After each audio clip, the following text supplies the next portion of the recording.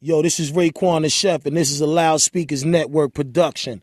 Peace. Yes, you tune into the Combat Jack Show, the CombatJackShow.com. Shit. You know what? I keep saying the CombatJackShow.com, but I really haven't been fucking with the website. Yeah, but people don't need to know that. But I'm saying, like, you know, we got Raekwon the Chef on the episode. Motherfuckers gonna, like, where's the website? Listen, Internets, we're working on a new website. I'm letting the website sit right now. Homeboy Calvin is working on it. We about to deconstruct this shit. You know, it's in the works. Premium Pete, what's up, man? What's going on, Combat? Man, we've been running 100 miles and running. 100 miles and running, and I'm so glad we've been running, man. It seems like it's been for ages since we've had our friend Raekwon the Chef on the Combat Jack Show. What's up, sir? What up, my G? What's going on? Man, what up, P? What's going on, Ray? How long ago was it since he was on the show? 2 years.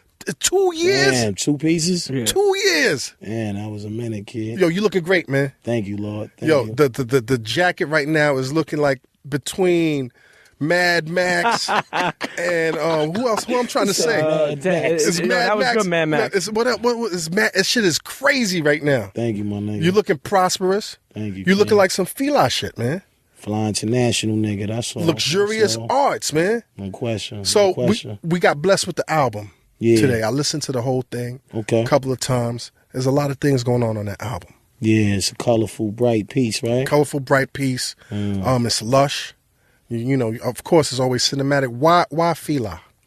It's an expression for me, man. Right. You know, I made many albums that had a lot of concepts, but this one I wanted to just do me, make it a lifestyle piece, you know, and still let everybody know, 20-year veteran still know how to get on that mic and indulge with what's going on today and still be him, you know? That's what I was doing. Now, are you waxing also nostalgically about the actual F.I.L.A brand? Nah, this don't have nothing to do with the brand. Right. You know, a lot of people thought that, though, but, it was just the acronym, the F.I.L.A. You know, I didn't always dot it or whatever. So, and plus we know when we spell it like that, we think of F.I.L.A automatically. Right. But it was really just F.I.L.A International Luxurious Art. So that was an acronym for it. And then we would all call it F.I.L.A based on just not saying the whole title. You know what's F.I.L.A International Luxurious Art? Yeah. The F.I.L.A suits. Yeah. These niggas need to stop fucking around. We need them back. Them niggas need to give me a bag, and I told you what I do. I uplift that brand because I had meetings with them before too, and I think they was just a little scared to really. They didn't understand the power of what the chef got, and when I told them, I said, "Yo, I would come in and want to design a whole different line, and we talking about it, but they didn't really see that far yet." Maybe they'll come around and y'all got to bring the suit back, man. Didn't you have a sneaker that you did with them? Nah. I think they did a sneaker with Wu-Tang back in the day, though.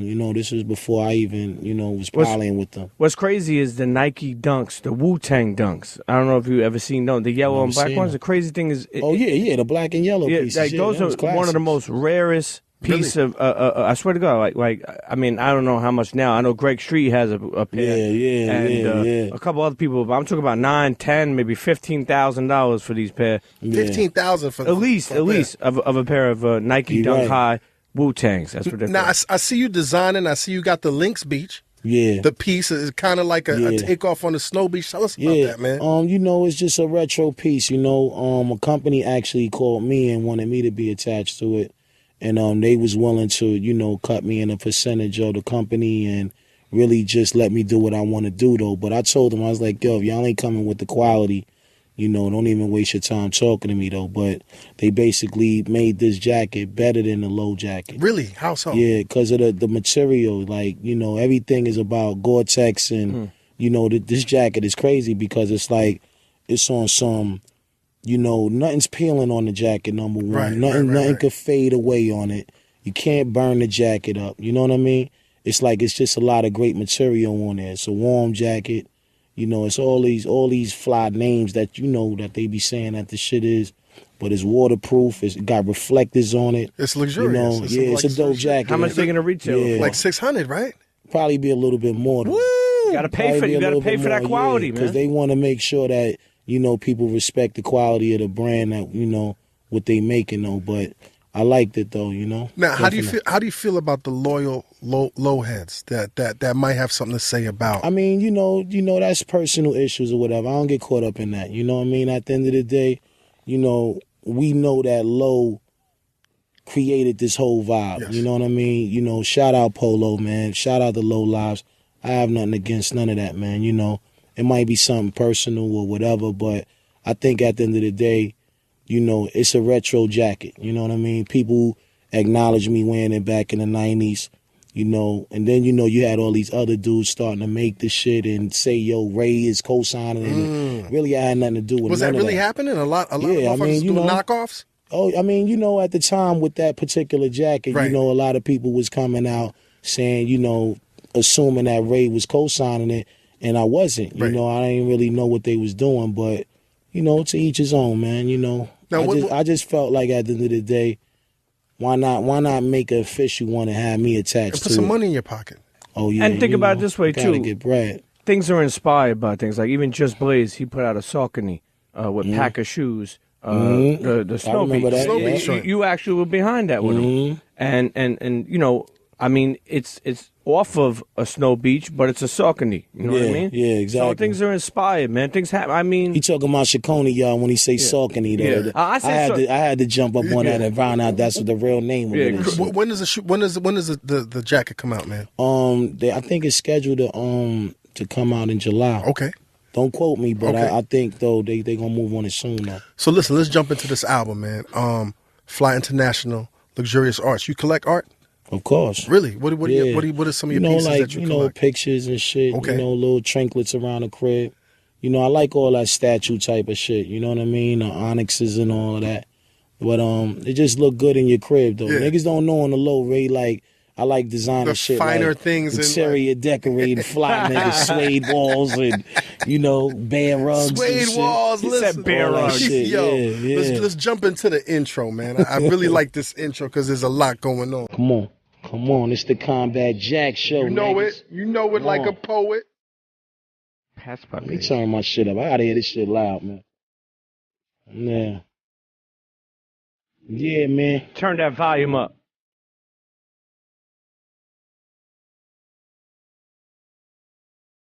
Ray definitely ran out of space. You want to see that passport? I'm showing it to you right now real quick, man. Yo, it's just building up. He said Versace shower sprinkles. Chef, could you hear me? I was in the zone. I ain't hear nothing the lady was saying. I ain't even think about her.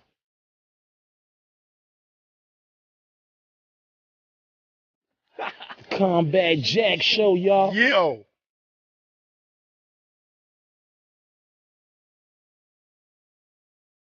Spikers, baby.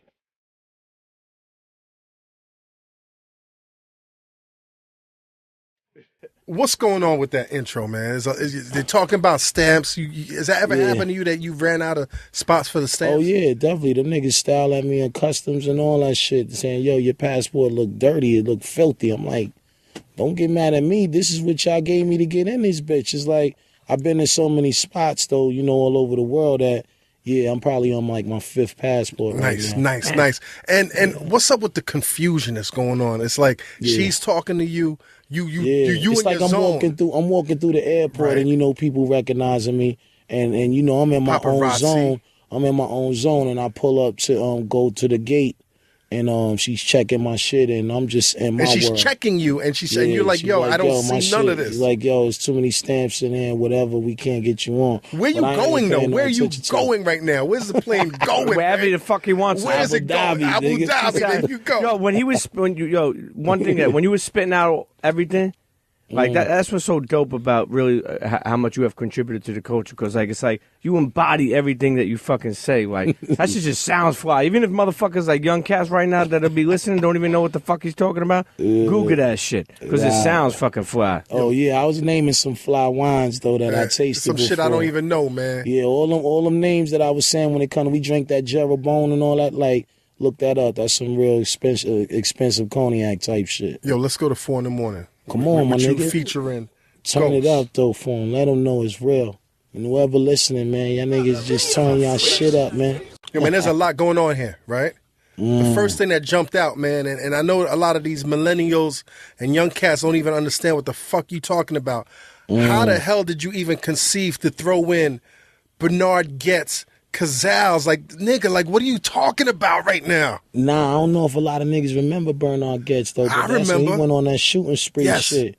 Yeah, little, typical frail white dude with the glasses on and shit. He had the ill frames on and shit. Bigger than his face. Yeah. Are you are you taking us back to that era, man? I'm just rhyming, my nigga. Right. I mean, the beat make me go where I go, but I love all that energy shit too, though. So I just felt the track, and that was the first line that came to my head. Bernard Getz, this Cazals on. Like, that shit is. I got those on right now, the round looking. You almost got to be an old New York cat to really understand that. Yeah, the language. And that's why I wanted to because I really appreciate that gem right there.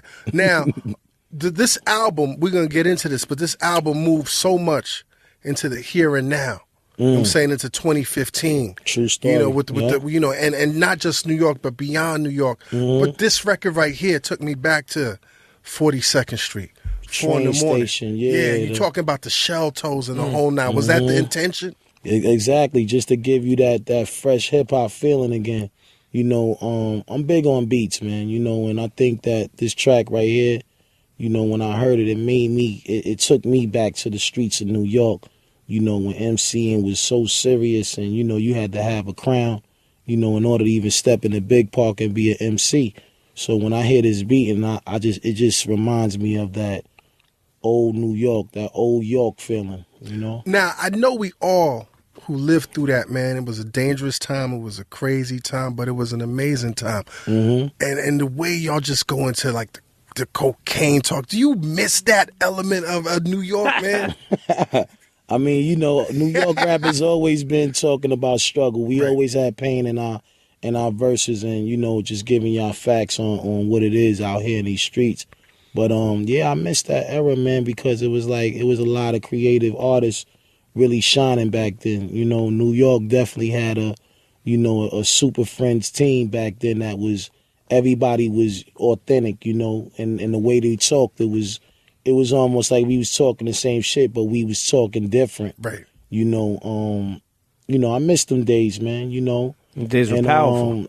When I think about the artists today, I don't see the creative movement happening when it comes to your pen. The individuality, the originality, and the whole nine. It's like, we took it serious because we was taught by the niggas that did it before us, and we know how important it was to make timeless music. And I just miss those days, though, when you could really wake up and be like, yo, I'm going to get this nigga album, because I know he made a body of work that was special. Yeah. So that, I don't really get too many albums no more that I think is niggas really working hard on it. Just seem like niggas just doing what they want to do and get it off. Now, it's always refreshing to hear Ghost on a Ray track, but he sound different. What's going on with him, man? His voice sounds mad different. Yeah, I mean, when Ghost definitely laid his joint down, he told me though his voice was kind of like a little ripped up or whatever that day. But we had to do the best that we could, though, It sounds great, though. It sounds like it's just a whole different... But that's ill how you caught that, though, because this is true facts, though. He did feel a certain kind of way about his vocals. He was like, yo, I was kind of scratchy or whatever, because he really came in like the ninth inning and really just got to that record right there. But, of course, everybody knows Starks, man. He always going to come off and throw them lines at us, though. Yep. He had a cold, he just needed that Mucinex. Mucinex, right? That Mucinex the cleared him up. nigga that come down in your nose and you got to knock him out and all that. You got to cut him. Yo, so you go from this era, which is definitely retro, and then you go on this track, and you bring in like the present cat that's representing Uptown, that's representing New York right now, A$AP Rocky. No the name doubt. of this record is called I Got Money. Yeah. It's produced by my nigga S1, man. Yeah, How's it? Were you in the studio with S1? Nah, actually, S sent us the track. S is a good friend of mine. He's a good dude, man. Super good dude, solid dude. A lot of people don't really know, like, he's responsible for a lot of bangers, a lot of hit records. Yo, what up, S1? Yeah, salute my brother S, Yeah, this was a track that we had tucked in our box for a long time. maybe like 2 years or something. Right. And you know, that's one thing about me, my nigga. I like to stash beats and come back to them later and see if they feel the way they feel when we first got it. Kind of like money. Yeah, and exactly. So and that particular track right there was like, I knew I wanted to throw a lick at it, but I knew I needed something to add on to it though. So I went and got one of the young G's to get on it though. It kind of felt like it needed a young boy on it as well. Said cool like ice. Keep it skating. Yo, first and foremost, man, I never heard Rocky spit like that. Wow. I never heard him spit like that. He sounds like he's like you. He's kind of trying to expand, you know, his artistry, man. What made you get Rocky, man? I like him though, you know. I like him as a person too, you know. But I think he got bars, and you know they got a movement uptown that you know reflects on how we used to do our thing. You know, I see here about his team. You know, I just felt like the track fit him. You know, like when I was making this album, of course I was in my A&R mode. You know, shout out Perry on Dawn. That's my brother that basically, you know, when I sit down and I make the beats and the production and all that shit, me and him is looking at each other, G-checking each other like, yo, this shit is dope or nah, this shit ain't it. But that track right there, we felt like, yo, Rocky would be the nigga that it's a perfect track. How'd you reach out to him? Did you reach out to him directly? Yeah, it's so ill because I had met him a couple of months before that though. You know, I had did some work with him. We was doing something, I think it was some mixtape throwaway shit. But I had went up to the studio and was fucking with him and shit. And we was just sitting up smoking blunts, laughing and shit, joking and shit. He mad funny and all that. But real cool, solid dude, man. And I told him, you know, I'm gonna come back around and see you for something, you know.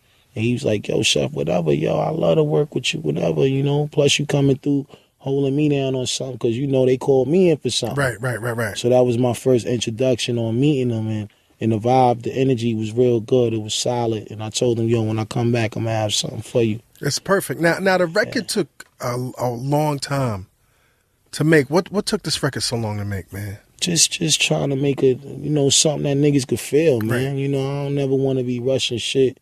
You know, and you don't have to rush right now. I mean, even if you didn't make another record, your legend is etched in the book. You know what I'm saying? Yeah, nah, I respect it, man. I mean, you know, I work hard, B.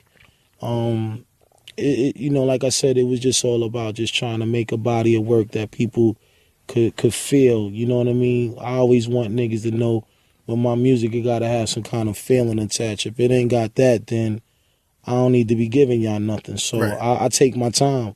Like you said, you know, it's important for a nigga that been in the business as long as I've been to really make shit that stick. You know what I mean? And I really wanted to make an album that motherfucker could be like, yo, that nigga ain't even move. He ain't even go nowhere.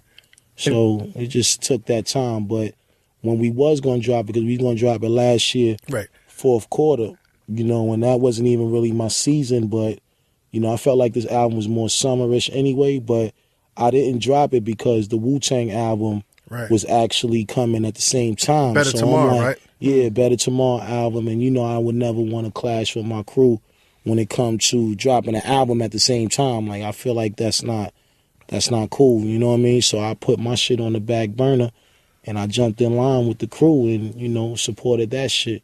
But I knew that at a certain time that this album had to come out next year. So the album was completed already? Yeah, it was. All the tracks was already polished and the whole nine? Yeah, it was polished up. You know, I didn't really have to go back in. I thought about going back in and redo some more tracks and shit and just try to make it feel good. But when I listened to it again, because when I put it on the shelf, I ain't even listened to it no more. It was more like leave it over there and, you know, come back to it. But we know that this is a great album. And when we came back to it, I listened to it again. I blasted it because, you know, I like to hear my shit loud. I got to hear it, you know. And it felt new again. So I'm like, yo, I ain't touching this shit. It's going to come out the way it was supposed to, you know, and that's what it was. Now, how was it, man, A&R in your own project, man? Is this the first time you fully delved into the A&R mode? Nah, I've been doing this shit since my second solo album, Mobilarity. Right. You know, just really trying to, you know, get more into making great albums, you know. When we made Cuban Links, it was like I wasn't fully prepared to make an album, by myself. But after that, I started to be like, yo, I can handle this shit now. I could go out there and, I don't need RZA to hold my hand on making an album, you know? And we just started working, B. Is there any particular reason why RZA's not on the album? I mean, RZA, me and Riz, we go in and out sometimes. I love that, though. Through our That's issues family. with us brotherhood. I love that. Yeah, you know what I'm saying? We fight a lot or whatever based on principles and shit, but nah, he just wasn't on this one at the moment, though, If he would have had something, I'm sure it would have happened, but at the time he was in his movie world and we was going through our little dilemmas, so you know how it be. Now I read somewhere that in terms of you also getting like some feedback that Ghost really was giving you some solid feedback on this album as well as you was creating it. Is that true? Yeah, you talking about F.I.L.A, right? Yeah, yeah. Talking about F.I.L.A, this album, yes. right? Yeah, shit that we in the middle of right now. Yeah, all right. But nah, I mean, overall, like I said, Ghost is moving around. See, the whole clan is moving around, really. And niggas don't know from back in '93, we always said when we come in as a whole, we would eventually, do our own thing. And now these are the times now, so everybody's moving in their own way. Niggas got to pay their bills and, kids is going to college and all that shit. You got to have that bag, that mortgage money. So, it ain't one bag that's big enough for all of us, so everybody's dipping and diving. And, I caught Ghost, at the final of handing this album in, and he had came to one of my listening sessions, just to stick his ear in and be like, let me see what you up to, my nigga. And he heard it and he was impressed. He was like, yo, you got a masterpiece on your hand. Nice. He's like, I need in. I'm like, nigga, it's yours anyway. Just do what you want to do. And he picked the tracks that he felt that he wanted to get on, and of course he wanted to get on that 4 a.m. shit. My favorite verse on here is when you say drugs equal money, money equals sunny days. Yeah, that's poetry, my nigga. Drugs equal poetry in motion. That's street poetry right there, B. My nigga, that's how we always took it. If we had a bag, B. Nah, but they always did that. Yo, Ray, before we started the episode, we were talking about how, this album really speaks to the people. Like you always have put out a quality, something quality where it's like, you're not just putting something out to put out. But what I like about this album is everybody got on the features, even the young boys. It's like you helping, you paying it forward. You moving the culture, and then like the older dudes is kind of like just shows how genuine your relationships are. Yeah. In the culture. Yeah, I mean, that's important, man. I mean, like I said, trying to still dance 20 years later and still adapt to what's going on. It took a lot of brainstorming for me because I always wanted to, how I'm gonna keep myself in a loop. Right. So that's smart though, man. You can't keep yourself in a loop just focusing on yourself. Exactly. After a while, you got to start. You know what? You got to merge. You got to do certain things. You got to evolve, man. Yeah, you got to do them things to make yourself still be here. And like I said, for me, I always take it like when you see a dude that been in the game for a long time and then he disappeared. It's a decision. Yeah, it is, man. It ain't like I think niggas just lose. I think it's just niggas just don't want to do it no more. For me, I'm always moving around. I'm out there in the streets. I'm going to them parties. I'm, listening to what niggas is doing. So I guess that's my way of still being here. You know what I mean? But when it comes to making them albums, I'm definitely going to sit down and make something that I know that people's going to say, yo, Ray, that's you. Yeah. If you come with something that's too far away different, you gonna tell me. You know what I mean? People gonna tell me. So they're gonna talk. You know these internets, man. Yeah, so I was just having fun, man. Let's talk about this next track, man. Wall to Wall, featuring French Montana and Busta. Yeah. It's produced by She the God and Snaps. Who's She the God? She the God is this chick. She from Toronto. It's a female. My brother Perrion, he actually manages the chick. She makes beats and shit, female. And when she came with this beat, I'm like, he brought the shit to my table. I'm like, yo, who made this a girl? He's like, yeah, her name is She the God. I'm like, what? I'm like, let me hear this shit loud. We was in the studio and he just knocked it for me. And one thing about me, I like to put my ear close to the speaker. I might be losing my ears one day. Go deaf on y'all niggas for some dumb shit. Knock on wood. Yeah, knock on wood. But just listening to this shit like, damn, this shit is really like, it's a tough beat. It's solid. And I met her. She was mad cool and shit, and she was real passionate about hip hop. And I'm like, yo, shorty, I'm gonna put this on the album. Yo, I gotta salute you, man, because you know we could talk all this talk, man, but hip hop is still, you know, very like, you know, sexist. You know what I'm saying? And regardless how a track might sound, a nigga might be like, yeah, I can't rap on no chick's beat. Yeah. So I salute you for that, man. I really applaud this, man. You know what I'm saying? Yo, I just, you know, like I said, man, you know, I gave her a shot because I'm into giving people a shot. You know, she delivered. Yeah, you know, and that's the exciting thing about this record is that, you know, you can't tell who's the giants from the little ones. You know what I mean? From the B, from the B classes to the first class. You know, everybody delivered, you know, from Scram Jones to S1 to, you know, everybody just gave me some quality shit. And I really felt like all the production was all on the same level. Yeah. You know, and her being a girl, it was like, wow, I was impressed though, because I ain't really, you know, it's one thing to hear a chick rhyming, but to hear her making beats, you like, why not beat bomb me again, man? You know? But she's serious with it. Well, let's run this beat right now, man. Wall to wall. Word. Shout out my man Snaz too. He's a co-producer on that joint as well. You know, I don't mean to talk over or try to, but I'm looking at She the God. I'm like, yo, that's crazy. Yeah, she got a little name. That's crazy. Let's jump into this. She the God. Drop that. Yo, man, it's good to hear Bus, man. It's always good to hear Bus. Bus never slacks. Never misses. Let me tell you something about that amazing gentleman right there. His energy, you know, his cadence. You know, when I talk to him, you know, it's a certain energy that he gives me when he's just building, you know. Bus is a serious dude, you know, and you know, when I sit there and I think about somebody who had been in it as long as I've been in it, you know, he on his quarter piece right now. Yes. You know, and still able to stay relevant, stay consistent. His work game, his work ethic is so phenomenal. Like, I never seen an artist work as hard as this kid, you know, when it comes to really... It's still working. Yeah, I mean, that's his thing, man. Like, I've been around him nights and, you know, he's like a machine. You know, you come to his crib, this nigga got like fucking 500 CDs and shit, mixtapes. Like, he's studying everything and, you know, he's staying on top of his producers. And, you know, to me, that's motivating, though, just to see a general that been in the game so long still stay relevant. I feel like, you know, I'm cut from his cloth. Right. Now, when the track was playing, you said that's your mentor. Like, how so, man? Because it's like, you know, in this game, you know, we run into a lot of cats and, you know, some niggas is jokers and some niggas is real and some niggas is just superb with it. Right. You know, when he fall on that side of the plate with me, you know, his energy always showed love.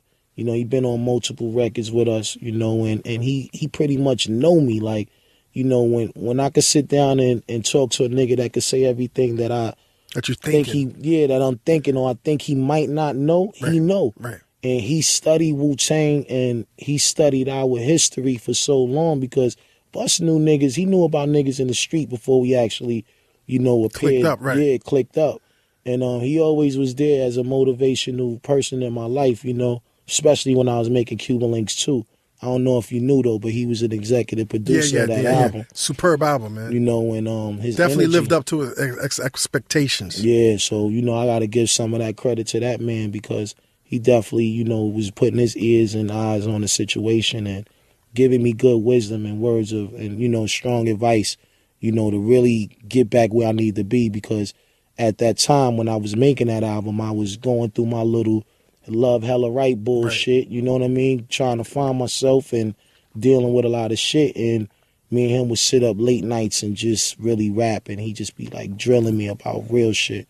I never forget that, you know? Now, sorry, go ahead. Man. Yeah, no, with Busta, it's funny you saying that because at Clark Kent's 4th of July party, you know, I got to see something from Busta that really opened my eyes and my heart, like of how much he embodies hip-hop in the culture. He had his son with him, young boy, like 12, and he was introducing him to everybody, Dante Ross, and explaining what Dante Ross did for him, and introducing him to Clark, Scratch, Sauce Money, but explaining to his son in such a way of like, yo, when dad didn't have really much, this guy signed me, or this guy did this for me. Exactly. Yo, give him a hug, or like, and I just found that to be so amazing to tell your son every single thing that happened in not only his career, but also just hip hop, man. Yo, we got to get Busta in the booth, man. I mean, yeah. We got to get him in the booth, man. He's a serious man, though, when it comes to representing this flagship of hip hop. Yes, sir.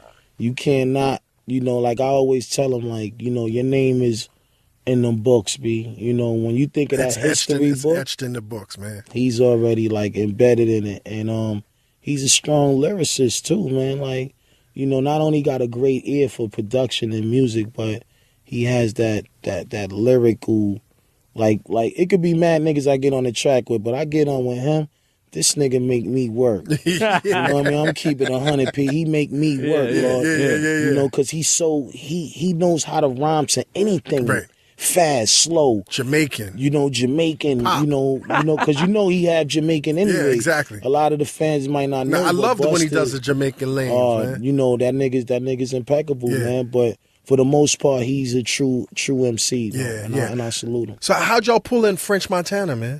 We know French from, the early days of his career, being down with the Smack DVDs and, just watching him do his dance for a long time. One thing I could say is that man is a hard worker and, he worked his way to stardom. He went through a lot of shit, the whole Max B shit and the whole nine. Yeah, shout out his man, shout out Max, he away right now.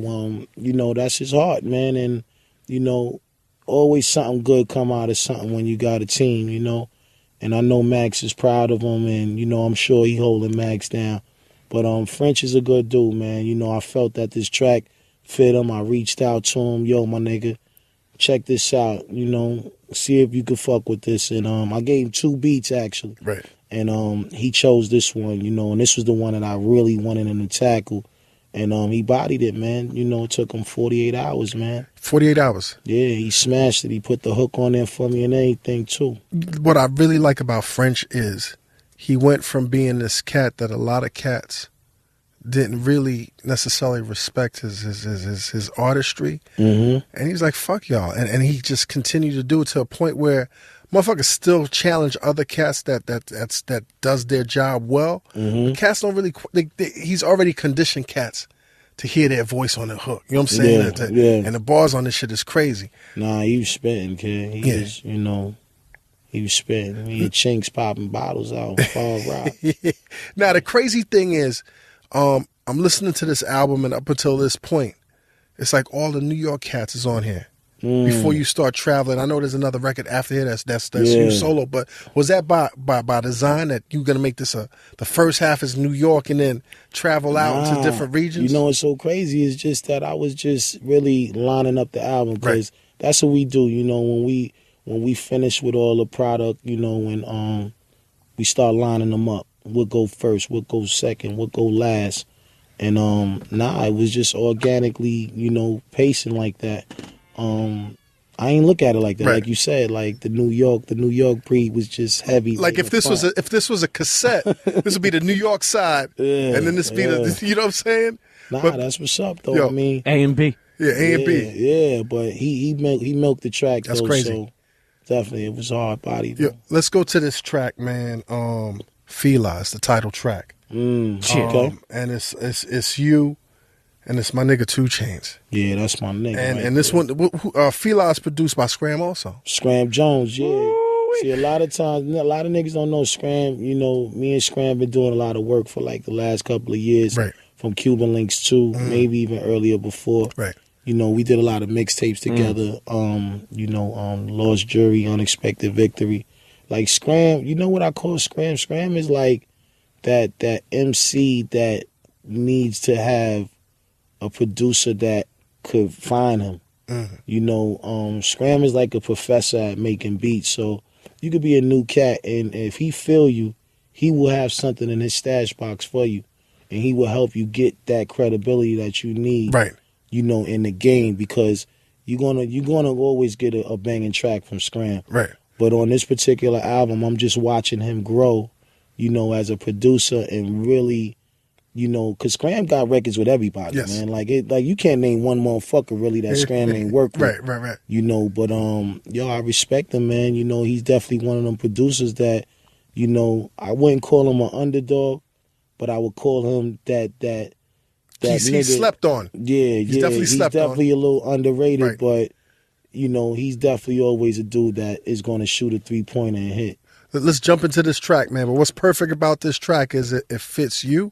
And it fits 2 Chainz, man. This shit is so trippy, man. Let's jump into it. And Scram Jones on his Dean Martin. F.I.L.A. Yeah, he definitely on his Dean Martin. Yo, why 2 Chainz? That's my nigga, man. Good nigga, man. I live in Atlanta too. Okay. You know, my family is out there, you know, my children and all that. Nice. And when I was out there, me and him met. We went one time at the car wash. And, you know, he came over like a gentleman. Yo, my name Titty Boy. What up, you know. So you met him through the Titty Boy era? Yeah, the Titty Boy era, definitely. And, you know, boom, he was mad cool and shit. And I was like, yo, I need some weed, man. I need some weed. He wound up becoming my weed connect. Really? You know what I mean? He would give me whatever I want out there. And, you know, we would have good conversations. And I always believed in him because it was really? Like, yeah. So hold on. You really believe your weed man was going to be this nigga? Yeah. That's crazy. Yeah, this is real life right here. I mean, you know, like I said, though, you know, he would bring me trees and, you know, whatever I needed. He felt like, I guess, you know, yo, got the New York homie in town. So let me make sure whatever he need, he good. And that's how he was handling me. You know, I would call him. You know, we'd be doing wild shit. Like, you know, this is back when I had the Maybach. I would meet him, you know, and go get the trees, and he'd see me pushing this shit and be like, yo, what the fuck you driving this big shit for Dolo? You coming to the hood, coming to get trees? I'm like, my nigga, I need it right now, man. I don't give a fuck about nothing. That. But he wound up being a good friend of mine, and, you know, I remember where, you know, he was, you know, still on his come up. Yes. And I always told him, like, yo, you a talent, B. Like, you know, you saw whatever. It. You definitely I seen it. Right. I seen it. You know, he asked to do a track with me. You know, back then we did something for fun, but, you know, as I seen him starting to come up and emerge in the game, even when we seen each other afterwards, I seen him like, yo, I'm proud of you, my nigga. Like, I knew that you was, you know, told you to work hard and stay at your craft. And he's like, yo, Chef, my nigga, yo, you always believe in me. Yo, thank you. And we always been solid. Right. So when it came down to doing this track right here, it goes back to I had my A&R hat on and said, I need one of my niggas from the South right now to really, you know, talk for me right now. You know, it was a slow track. This track kind of like was inspired by listening to Jay-Z's Hard Knock Life. You know, that track, you know, this song and the Annie you joint. know, I felt like when Scram made this beat, it was kind of like the cousin or something, somewhere around it, kind of slow. The kids could enjoy it, right? Yeah, one of them type of tracks that you could sit in front of the stoop of the building and just, you know, everybody's out, you know, water fights and all that shit. And the track was just real humble and real tough at the same time. This beat remind me. It remind me of like a big beat, but then it remind me of like a soft beat a little bit. You know, it had both combinations, and I just said, yo, who could really come with the slow flow and rip it? And, you know, I was like, yo, let me call my homie up, and he did what he's supposed to do. He's like a mob boss, you know, calling people up and reaching out. Yeah, yo, that's how a nigga was doing, just calling up niggas. I see it like that, but did you ever have any thoughts of maybe putting like you know, I know you got a relationship with Jay. Yeah, you know, putting him on one of these projects. You're gonna save it for another one. Yeah, I mean, you know, it just depends though. Like I said, certain tracks, it's gotta fit. Certain tracks, I'm already calculating who I feel fit on it. Right. You know, of course, I ain't really get a chance to really do nothing with the big homie yet, but I got something in store for him though. You know, when it comes to working on some other shit though. Now, when you putting this record together, man, and you're hearing the tracks. And you thinking like, who's gonna be good on this track? Are you thinking only from like a artistic perspective, or are you also being calculating from like a business perspective? Like, you know what I'm saying, fan base. I mean, both. I'm gonna keep it funky. That's smart. Both. You know, just really looking at the dudes that's winning, and also looking how the chemistry is. You know, I think it's so important. You know, for artists to really dictate what they want their record to feel and sound like. You know, a lot of times dudes listen to their labels or, you know, they do that. Like, I never was that type of dude. I always went with what I felt first. You know, I even tell my team that I'm opinionated, but once I got my mind in stone on what I want to do, I'm doing it. You know, and yeah, Chainz was the first one that came to my head with the track. And you know, like I said, this is me just experimenting, you know, thinking that he may like the track. You know, and he could have been like, nah, Chef, I don't really like it, you know. But the nigga loved it, and he just smashed it. You know what I mean? You know what I also salute you on is, like I said, how funny we are as New York. You know, as you being a legend and as New York fans, I know, like nobody questions your pedigree. You know what I'm saying? But I know New York is funny. Like, we don't fuck with Chainz like that and this and that. You know what I'm saying? You remember when Chainz came to SOBs back in the days, and I think it was maybe his first time coming up here. And when he had the first with the ride around, I'm getting it. Yeah, exactly. Ride around when I'm getting it. Yeah, ride around, I'm getting it. Yeah, they packed that place out. Yeah, now I was there that night. You know what I mean? And he killed it. Yeah, he killed it. You know, and I had told New York like, yo, this is a good friend of mine right here. You know, from the A, and you know, I'm big in the A. They love me out there. Nice. Just from working with Outkast and really being one of the first rappers to really, that was a crazy, joint with you and the vibe cast. with South niggas. I was like one of the New York niggas, one of the first. And one thing about the A, they don't forget. Right. You know, they don't forget, and they all, you know, anywhere I go, niggas like, yo, man, you always show us love out here, man. But yeah, man, like I said, Chainz was somebody that I knew he was getting busy at that time on the mic, and he had his weight up, and it just made sense, to give back to the, the South, though, because they fuck with real niggas. Most definitely. I want to see a video with this one, man. Yeah, can we get a video with this one, man? Oh, yeah, you already know. In the A, pause. You know, I'm already calls. No, we need to see it. Like I said, in the A, pause. Yo, let's go to a quick break, man. Internet, you tuned into the Combat Jack Show, thecombatjackshow.com. We got Raekwon, the chef in here. It's F.I.L.A, niggas. Fly International Luxurious Arts. F your radio, F your TV show, and F your podcast. Be right back. Nigga. Cheer. What it do, this Kevin Gates, and right now you listening to the Combat Jack Show. I don't get tired. Yo, Internet, you tuned into the Combat Jack Show, thecombatjackshow.com. We got F.I.L.A in the building, Raekwon, the chef. Yeah. We in the middle of this glorious, luxurious masterpiece, F.I.L.A. You know what I'm saying? F.I.L.A, Fly International Luxurious Arts. I don't want to get tongue twisted because a lot of fly shit going on right now. I'm loving this music, man. You got it. I'm loving this. Let's continue, man. Come on. Let's continue going, man. So you went to Atlanta. You know what I'm saying? You got Titty Boy. You know what I'm saying? You got the 2 Chainz God on this joint. Yeah. And now this next joint. 2 necklaces. Wow. This next joint, you flew out to Cali. Woo. Oh, okay. Like, talk about this 1-2-1-2 track and the conversation you had with the big dog, Snoop, D.O.G. about the concept of this record, man. Hey, yo, like I said, this record right here was produced by Scoop DeVille. Scoop DeVille. Scoop is a good, solid producer. He's come up. He worked with a lot of cats, from Kendrick Lamar and, the whole TDE family. From working with Snoop and all them. I met him out there in Cali, and he was playing some beats, and he played this one first for me. He played this track right here, and I'm like, damn, you ripped up the Biz 1-2-1-2. I'm like, yo, you chewed on this shit. And he played it loud for me to where it was thumping. I think we might have had some kind of vehicle that was loud out there or something. And I just kept hearing it, and I'm like, yo, this shit is mean. And then automatically, being on the West Coast, I felt like we needed a West Coast presence.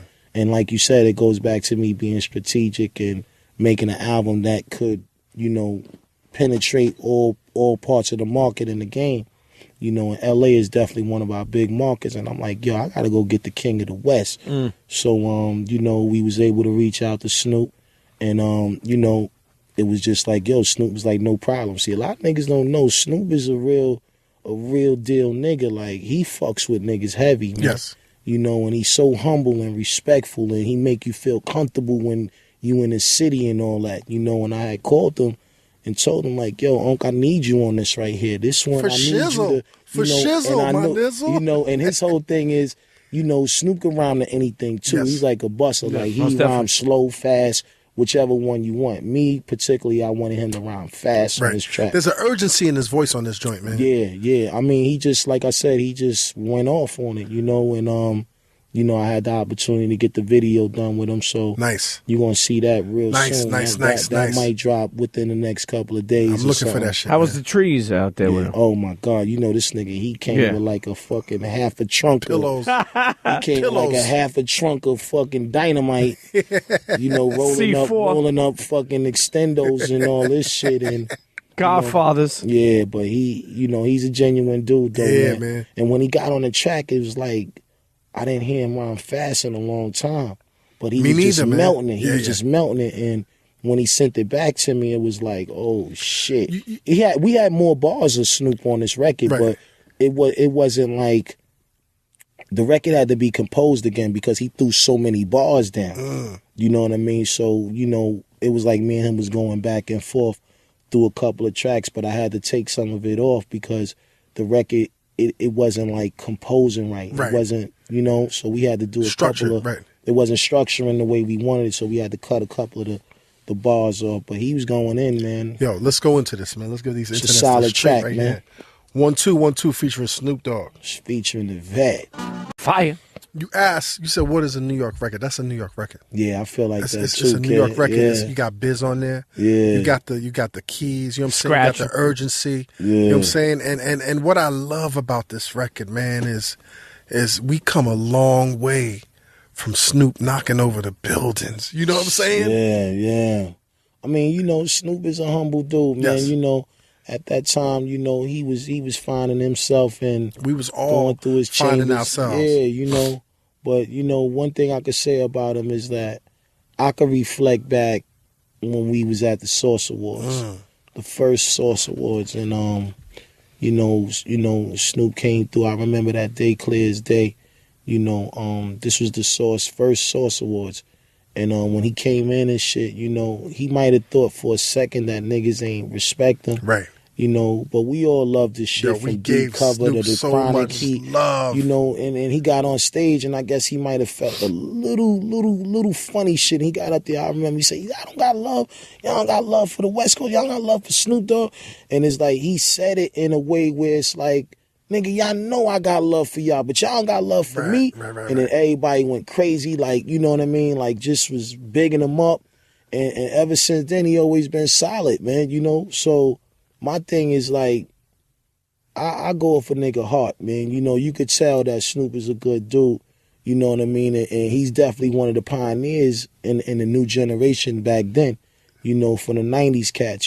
Snoop was already on, from doing Deep Cover and, his album, The Chronic, that album came out, what was it, like 92 or something? 92. Yeah, some shit like that. 92, B. Yeah, I mean, these niggas, they whole movement out there inspired niggas out here to link up and become they family. Really respect that, you have a team, NWA. When you think of NWA, all these niggas was like real niggas to us, and when he came up here, he definitely embraced the town and embraced us, and he was definitely a big Wu fan, so I just felt like, yo, man, I want to do a track with the legend, though. Now, I'm looking forward to this video, B. Yeah, there's going to be a lot of smoke in it. Is there chicks in the video, man? I'm going to let you see it. Okay. You got to wait and see that. Yeah. But when you speak about a team, even on West Coast, man, I think about just like the Wu in general, man. Like it's amazing to me. I mean, how like when you think of New York or even Staten Island, like you can't think of Staten Island without thinking of Wu-Tang. Yeah. And Staten Island is not like what, like I was telling you earlier, like I'm a Brooklyn dude, so I was always I didn't understand Staten Island until I really was able to be there for a while. But what yous have contributed to it is crazy, man. I mean, if you think about it, like Shaheem, King Tut, and then, but then like everything is Wu-Tang, man. You know what it is, man? It's just that, one thing about Shaolin, it's like all different boroughs in one borough. You got dudes from, Park Hill, Stapleton, West Brighton, Manus Harbor, Port Richmond, everybody's all spread it out. And, everybody don't also really fully get along with each other. Yeah. But territorial. Niggas do, it's definitely territorial, but niggas do respect what Wu-Tang brought to the town, as far as that map thing, putting us on the map. And back then, that's what even made Wu-Tang even appears, because we wanted recognition on Staten Island. Most when you think of boroughs, niggas don't really say Staten Island, and that bothered Staten Island niggas, because Staten Island not one only... of the 5 boroughs. Yeah, you know what I mean? But it was like everybody would say every other borough and forget Staten Island, and that really got us angry because, even in jails or whatever, Staten Island names niggas is there. You know, you can't never discredit a real Staten Island nigga because he gonna come in there and let you know he from Staten. Right. And he gonna let you know he get busy. He's not gonna front especially if he moved to that 120 precinct and then made it to the fucking to the bookings or the boat or the Rikers. Let me tell you something, Combat. Going into Park Hill, I remember back in the day when the crack era was high. I remember they used to have like people jumping on cars, man. Like you couldn't go into Park Hill, man. I mean I don't know about now, but back in the day you could not go into Park Hill if you didn't know anybody. All I know is this morning I woke up and I was talking to my wife and I was like, we got Raekwon on the show. And my daughter, 7 years old, she's like, who's Raekwon? I was like, he's part of the Wu.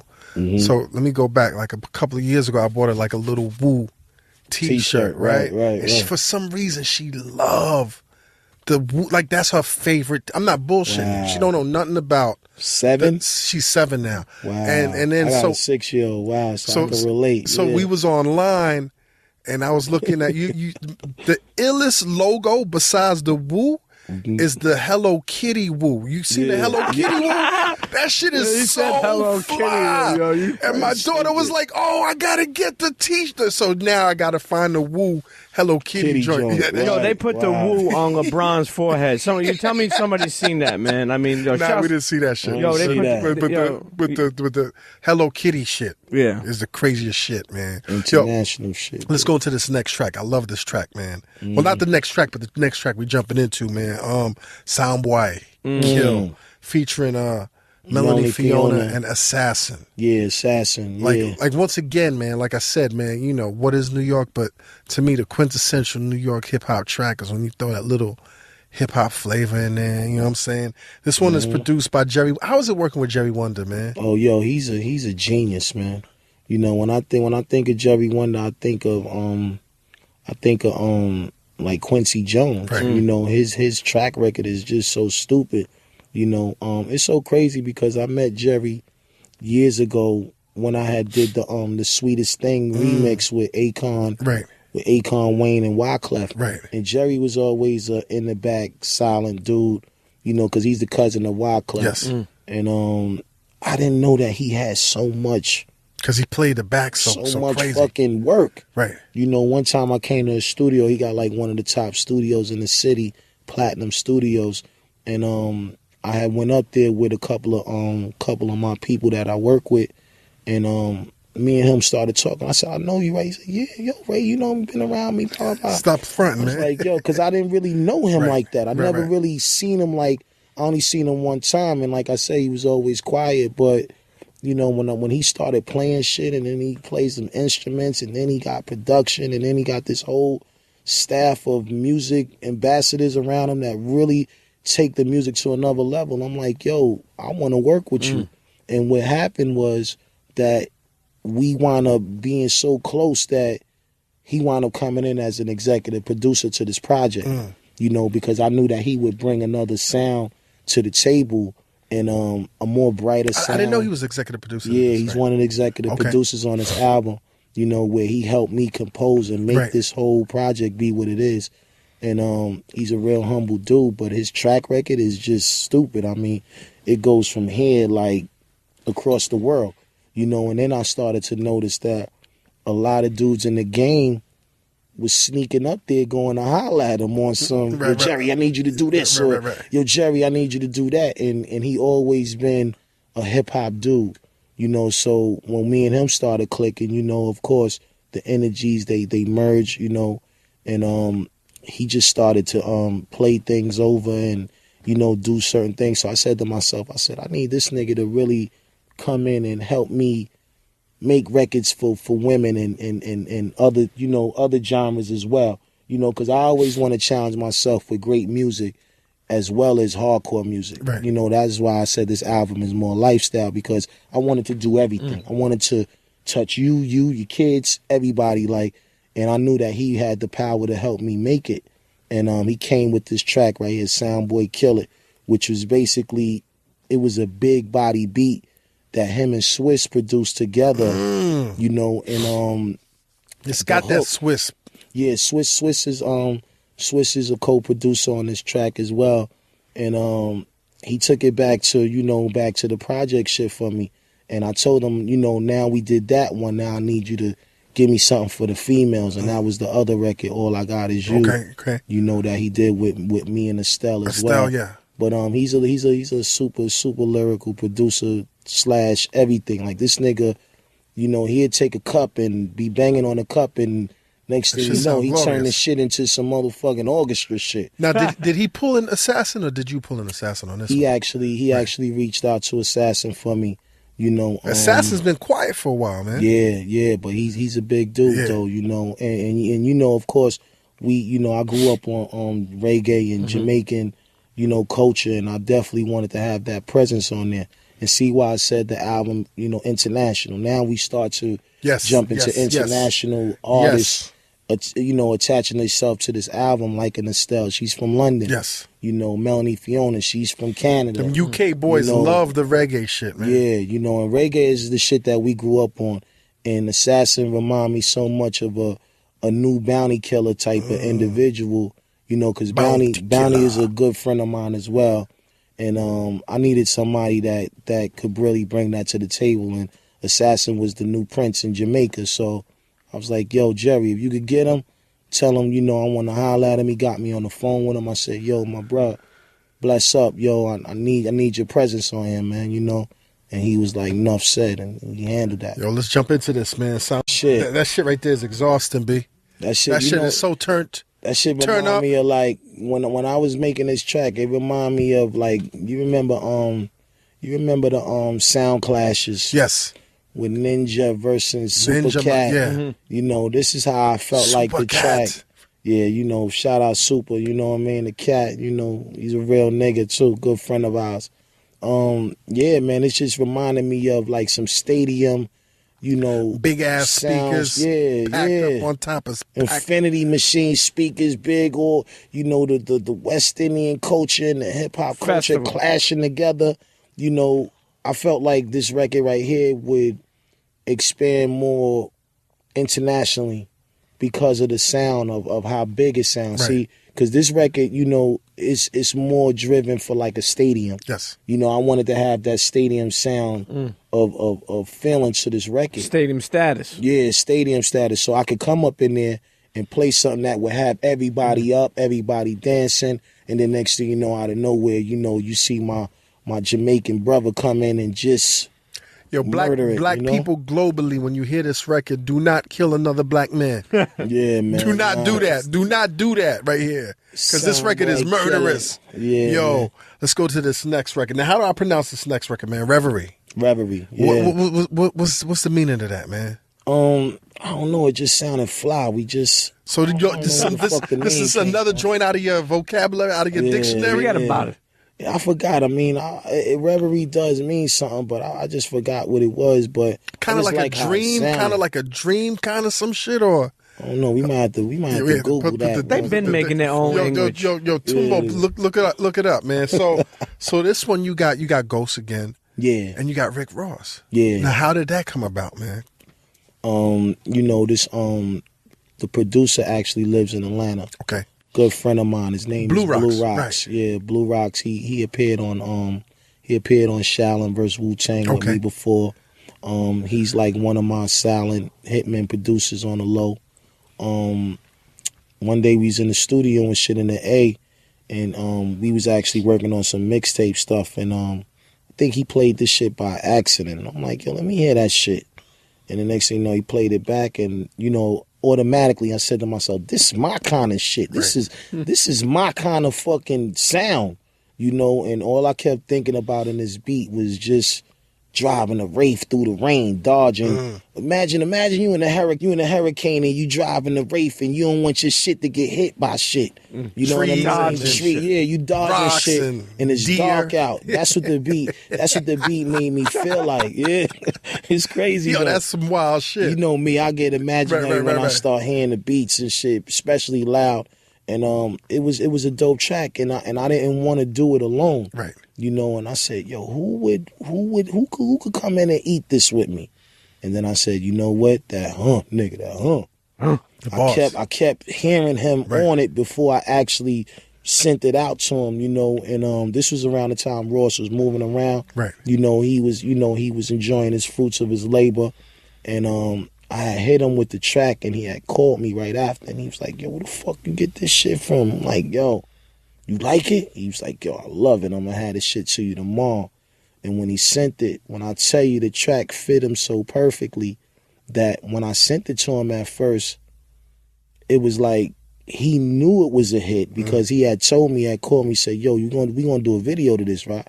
He's like, because I want to handle that bill on the video tip. Oh, word? Yeah, he was like, That's yo, crazy. this shit is so mean, nigga. That's crazy. Let me handle the video. Right. I said, bet. But I didn't go back at him to be on some, do the video yet. But I just felt like the track meshed with his persona, and I knew he was gonna go to get on there and talk crazy. And he went in, man. The track is definitely one of my favorites on the record. It's definitely gritty. I wanted to make sure that I give my hard, solid, hardcore niggas the shit that they would want still. And this is the record. And man. this is one of the joints that when Ghost walked in, he's like, I need to be on this. Oh yeah. Yeah. And it's good to hear the three different voices, yours, Ross's, and Ghost, man. We didn't want to make it too long, you know what I mean? Like, if you notice a lot of the records, they not too long because we wanted to keep you in that feeling for a minute and, not really drag you into being drained out or whatever. So That's smart. Some verses was like, had to get clipped to make it, but we couldn't shorten this one though. Yo, let's go into Reverie featuring Ghostface and Rick Ross. It's called The Wraith, y'all. Iron Man, he sound like Iron Man. Listen, they saying you gotta go. Yeah. But I want to play 2 more records. Come on. 2 more records. You know what I'm saying? I love that record right there. Nah, that record is crazy. Love is and I definitely hope that y'all definitely do the video. Yeah. This next joint right here, Nautilus. It's another Scram Jones joint. And what it sounds like is like, you know what I'm saying, a 20-year veteran, right? Answer if this is true, man. It sounds like, did you get to a point where you felt like people knew you, people put you in a box? I feel like niggas know I love the rhyme and niggas know I pick good beats to get on. But at that point, I'm just doing what I love to do, man. I had to be able to get back in that studio and just feel good about me being an MC again, But with so many guests on here, it seemed like you was like, let me stretch my creative wings. Yeah, definitely. I mean, I definitely wanted to make something that I felt would make people be like, damn, it sound new and fresh. Right. Like it don't sound like none of his albums. And definitely when I was in there though, like I said, the producers, I really hold them responsible for a lot of the shit that they brought to the table because they was critical. They didn't want to give me shit that they felt would take away from my credibility. So they was really working hard and like I said, Scram being more of a house producer for me, me and him, we connect so well when it's come to tracks that when he called me, he was like, yo, boom, this shit right here, and the beat was actually, carved out of that Nautilus beat. Right. And the Bob James joint. Yeah, the Bob James joint. everybody call it Nautilus, so he tweaked it. So when I rhymed to it before, it wasn't actually this beat. Right. But then he went back home and he did some extra shit and he made it sound what it is. And I loved it so much I didn't even decide to change the name of the title. Yeah. I just said, yo, call the shit Nautilus, man. What I like about this track is you went around the world. You did all of these joints. You had all these features, and you was like, "All right, let me bring it back home." Yeah, let me give you the that's how it signature. feels because it sounds like you closing the album. Yeah, let's jump into this joint, man. Nautilus right now. That record, man. Thank you, my nigga. This last record. Yeah. Worst Enemy featuring Liz. Who's Liz Rodriguez?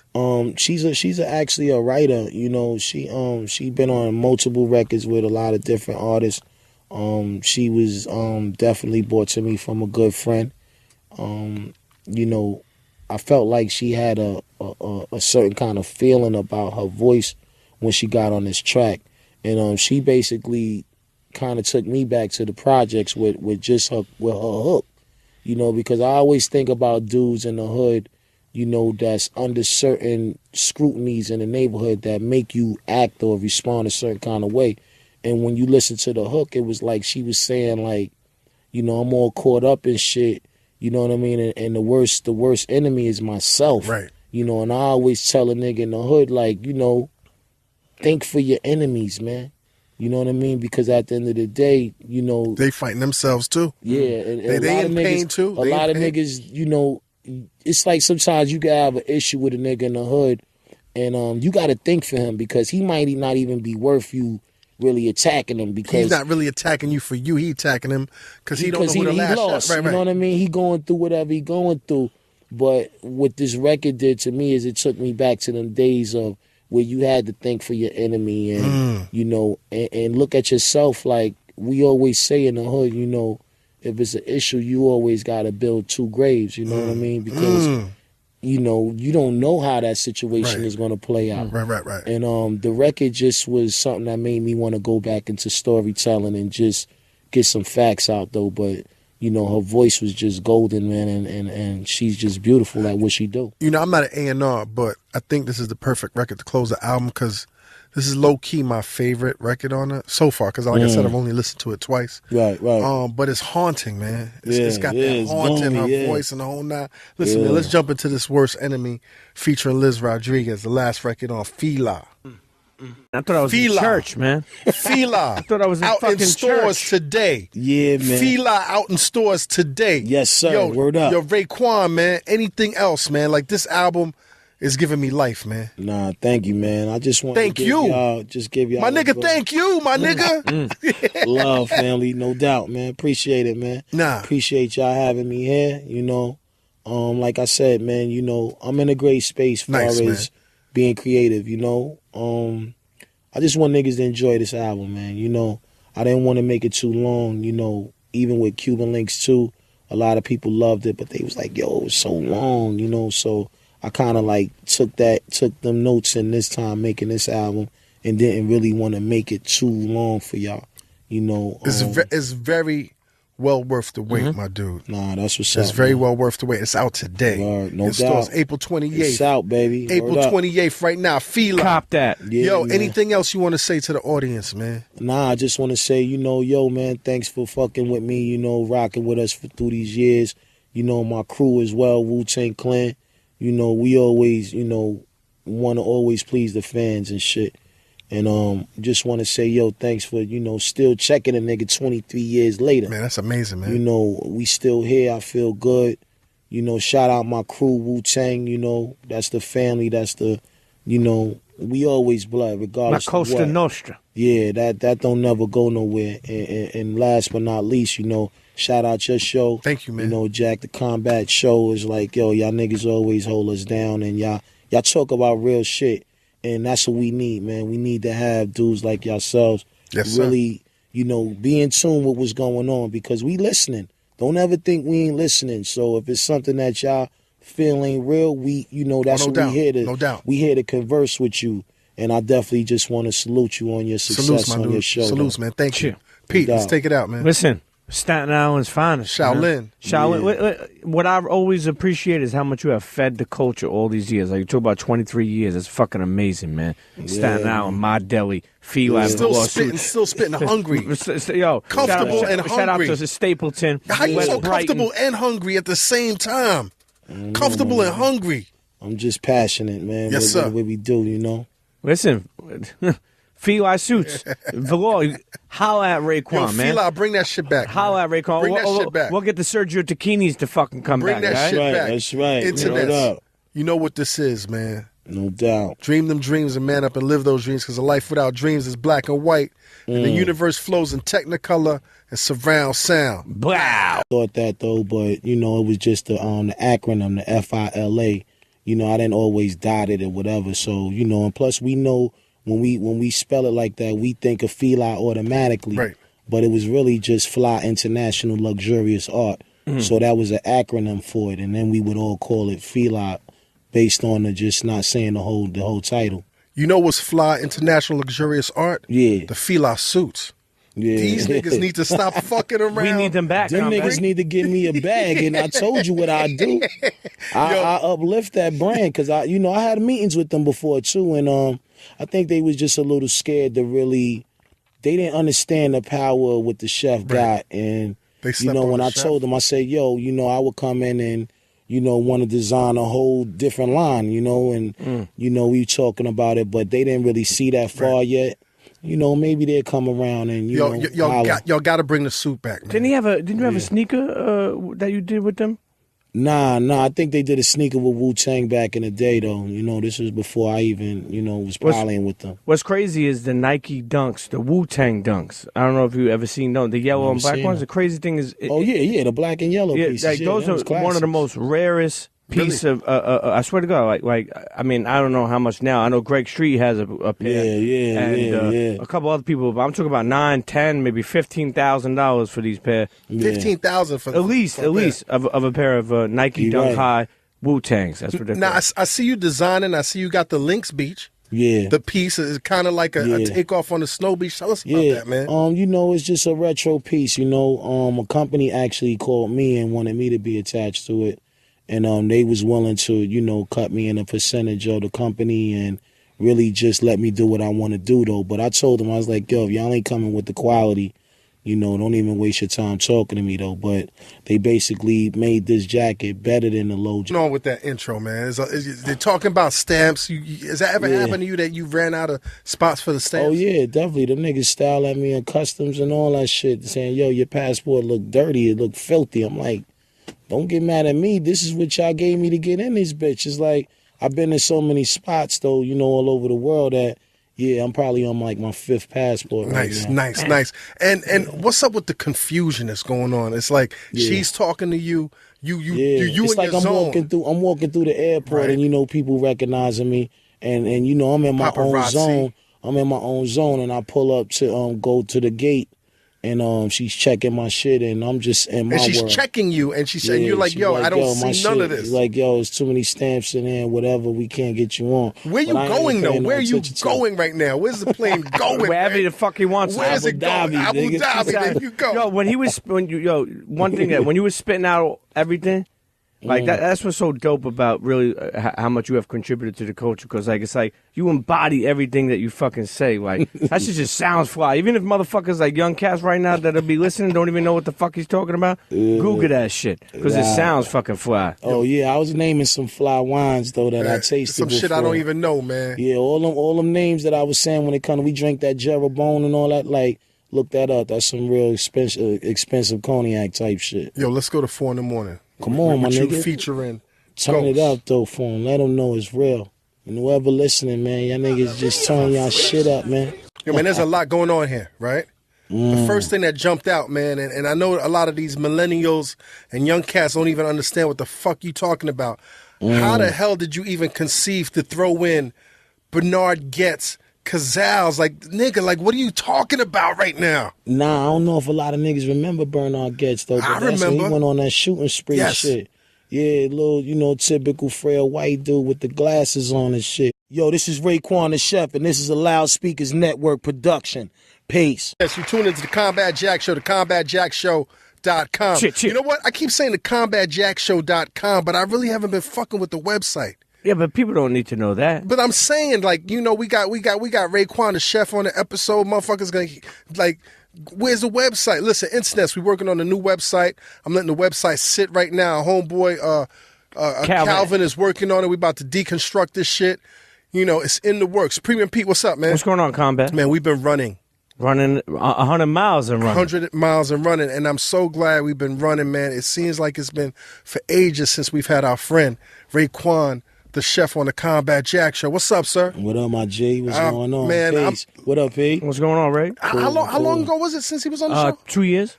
2 years? Damn, 2 pieces? Yeah. 2 years. Man, that was a minute, kid. Yo, you looking great, man. Thank you, Lord. Thank you. The jacket right now is looking like between Mad Max and who else? Who I'm trying to say? It's Mad that was Max. good, Mad Max. What is Mad? This shit is crazy right now. Thank you, my nigga. You looking prosperous. Thank you. You looking like some F.I.L.A shit, man. Fly International, nigga. That's all. Luxurious arts, man. No question. So no question. we got blessed with the album today. I listened to the whole thing a couple of times. There's a lot of things going on that album. Yeah, it's a colorful, bright piece, right? Colorful, bright piece. It's lush. You know, of course, it's always cinematic. Why F.I.L.A? it's an expression for me, man. Right. You know, I made many albums that had a lot of concepts, but this one I wanted to just do me, make it a lifestyle piece, you know, and still let everybody know, you know, 20-year veteran still know how to get on that mic and indulge with what's going on today and still be him, you know? That's what I was doing. Now, are you waxing also nostalgically about the actual F.I.L.A brand? Nah, this don't have nothing to do with the brand. Right. You know, a lot of people jacket. Really? How so? Yeah, because of the material. Like, you know, everything is about Gore-Tex and, you know, this jacket is crazy because it's like, it's on some, you know, nothing's peeling on the jacket, number one. Right, Nothing could fade away on it. You can't burn the jacket up. You know what I mean? It's like, it's just a lot of great material on there. It's a warm jacket. You know, it's all these fly names that, you know, that they be saying that the shit is. But it's waterproof. It's got reflectors on it. It's luxurious. You know, it's a dope jacket. How much they gonna retail? Yeah. Like 600, right?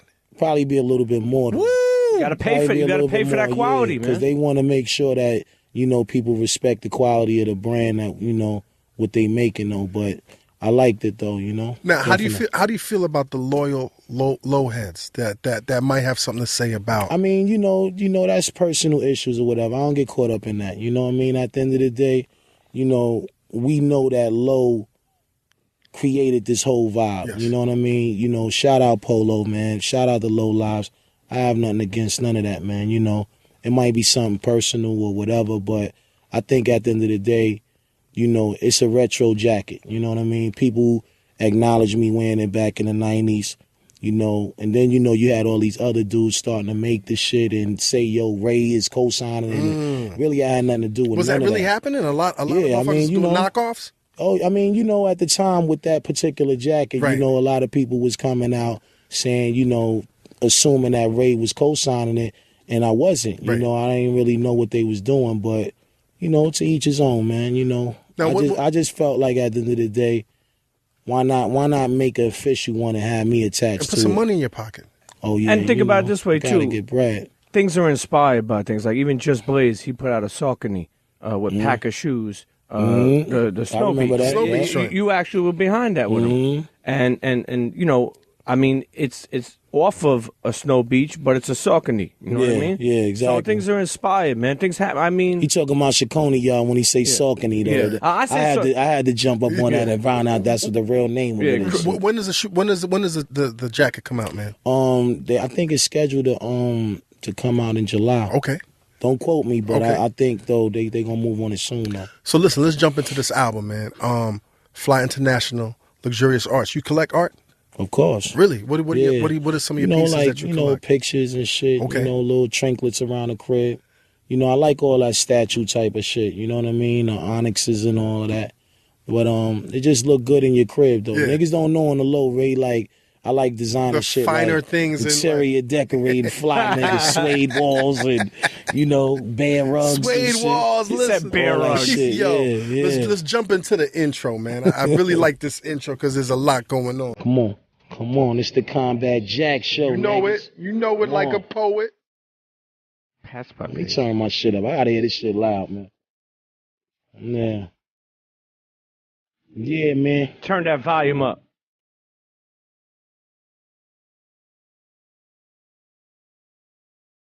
Ray definitely ran out of space. You want to see that passport? I'm showing it to you right now, real quick. Yo, it's just building up. He said Versace shower sprinkles. Chef, could you hear me? I was in the zone. I ain't hear nothing the lady was saying. I ain't even think about her.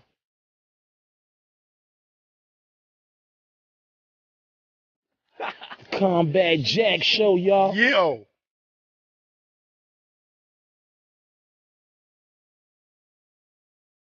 Spikers, baby.